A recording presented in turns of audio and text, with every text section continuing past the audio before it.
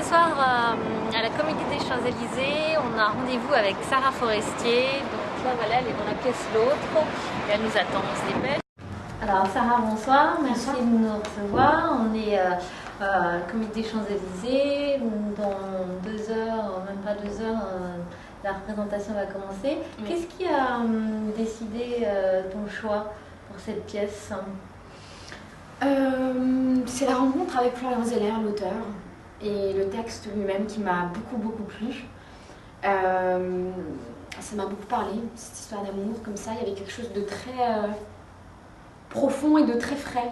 Et pour du théâtre, il y avait quelque chose qui était très éloigné d'un côté poussiéreux dont on peut avoir peur.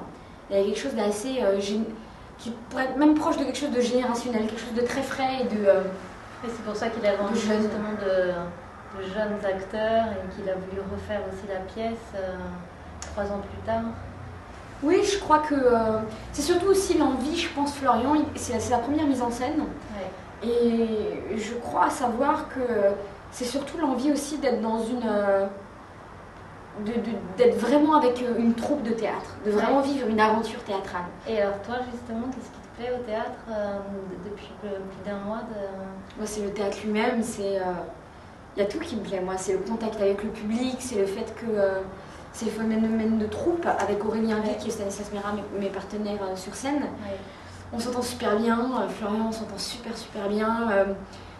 Voilà, le fait que tous les soirs on ait rendez-vous avec le public, qu'on soit dans une salle qui est assez intimiste, parce que c'est 230 places le studio des Champs-Élysées, et en même temps c'est une salle où on est très proche des comédiens.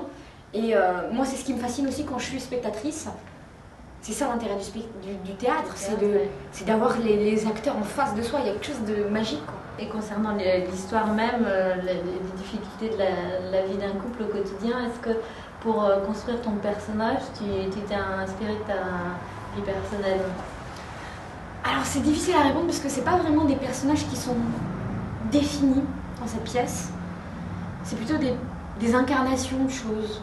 Il y a même l'autre, on ne sait pas s'il est rêvé. Voilà, on est tour à tour, par exemple, mon personnage est tour à tour la femme désirée et ensuite la mère d'un des hommes de la pièce. Donc il y a une espèce comme ça de mouvance, une liberté dans la narration et dans l'incarnation des personnages.